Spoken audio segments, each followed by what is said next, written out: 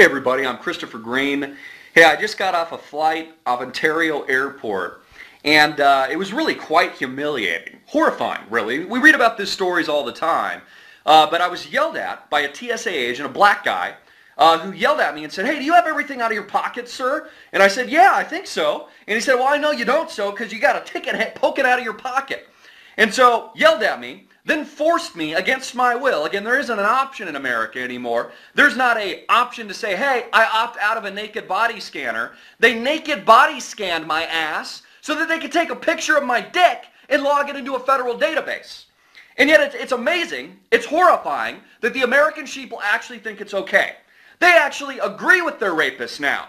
They were willing to objectify their dick on camera, and if it's not their dick, their vaginas, because we're reading about this all the time now. Women are being sent through these body scanners, once, twice, 3 times, so the TSA agents can just goggle at them and go, "Oh, nice tits, nice vagina, let's send her through again."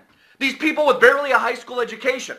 So it's amazing, it's horrifying that we allow our federal government, who tell us now that we need pictures of our dicks and vaginas taken so that we can prevent a terror strike from Al-Qaeda. Like, Al-Qaeda lives in my dick or up my ass. What's next? Are they going to start anal probing us and looking at our intestinal walls, our intestinal tract, to see if bin Laden lives in my ass? I mean, seriously, think about this for a minute. Living in my ass. Is this really possible in America? Yet the American people just take it. They think it's a natural part of the police state now, so that their dicks and vaginas can be logged into a federal database. Like we're the terrorists. No, we're not the terrorists. We're the victim, just like a rape victim is. And you know what we do to rapists? We don't encourage them. We don't say, "Yeah, take a picture of my dick, terrorist. Take a picture of my dick, rapist. Or take a picture of my vagina." No, we don't. We prosecute these people, and we put them in jail, which is exactly what we need to do to our leadership today. We need to prosecute these financial criminals like John Corzine and put them in jail. It's as easy as that. It's as easy as pie. And it's amazing. It kills me. I'm losing my voice here. I'm so angry about it. But it kills me because Americans don't see what's coming down the pipe.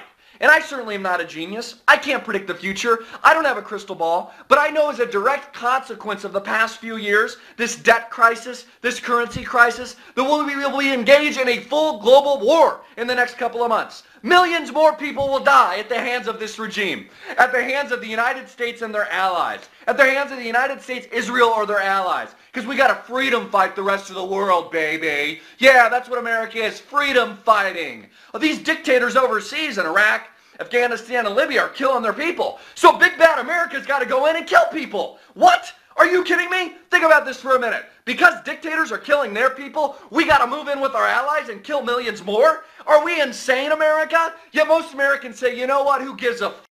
Bomb the shit out of the Middle East. Nuke it. Nuke it into oblivion. That's what the American public says. They really don't give a f***, America. Nuke it to smithereens for all they care. And it was funny, I was in Newport Beach, which is a very aristocratic part of our country. And it's the land of Ferraris and fur coats and diamond rings. And I'm not saying everything's bad there, that there's bad people there. I got a lot of good friends there. I myself is from Orange County. But talking to these finance aristocrats, you realize that they really have an arrogance and an entitlement program. It's their entitlement theory. In fact, we were talking about the bailouts and everything that's gone on the past couple of years with the Federal Reserve, how it's a criminal terrorist organization, that we need to prosecute these individuals. But these people are so entitled. They honestly believe that we had no option, no other option in 2008 but to bail their asses out. These arrogant pricks, these people don't ask questions because they're the smart ones. They're the geniuses. Remember when they built the securitization model? How dare you question our model? How dare you question our securitization model and all these tranches that we've created? We know what we're doing. We're the big banks, motherfucker. We're the big banks, motherfucker. How do you like that? And you know what they do a couple years later? They destroy our entire system. They destroy our entire country. They put in the grave.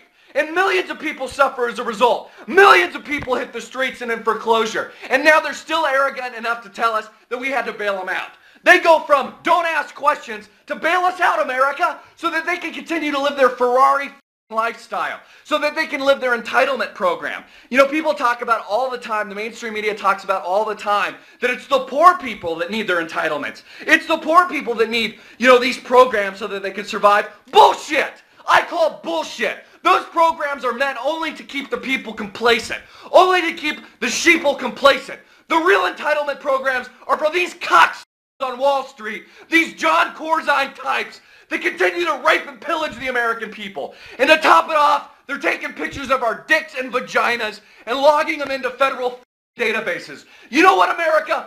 Fuck you. Fuck you, United States of America. Fuck you and your fucking tyranny. I'm tired of it. America's tired of it. We're taking this fucking country back.